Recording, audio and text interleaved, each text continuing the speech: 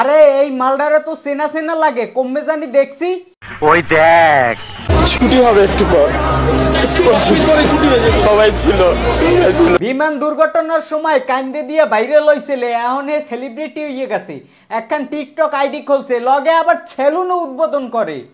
So আমার সাথে friendship করবে? কেন? এমনি। যত চাই ভুলে যেতে, মন চাই ব্যথা পেতে, তাই একটা বার চিনতে হরো রুহুল আমিন কান্দে দিয়েও সেলিব্রিটি হয়ে যায়, এ কোন জ্বালা। আমি লিটারালি কেন্দে দিয়েছিলাম। আর এই আবদামরাটায় একটা সেলুন দেশে, কেউ পাত মারিয়ে ভাইরাল হইলেও হারে নিয়ে হার সেলুনে টিকটক করায়, হারে নিয়ে সেলুনে বইয়ে এইভাবে লাড়াবে সারাবে, নিজে হাতে তালি দেবে, মানে কি একটা থাফালিং করা শুরু করে। এটা কি ধরনের পাগলামি?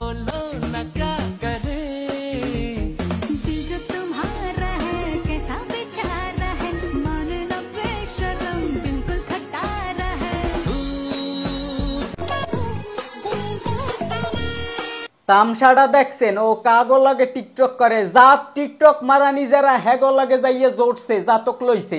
আরে ভাই তুই একটা ভালো স্কুলে পড়ো, তুই কান্দে দিয়ে ভাইরাল হইছো ভালো কথা, তুই নিজে কিছু কর, ফেসবুকে ভিডিও বানা, টিকটক আইডি খুললি কে, জাত টিকটক মারানি গুলোর লাগে যাইয়ে তুই এখন নাচো।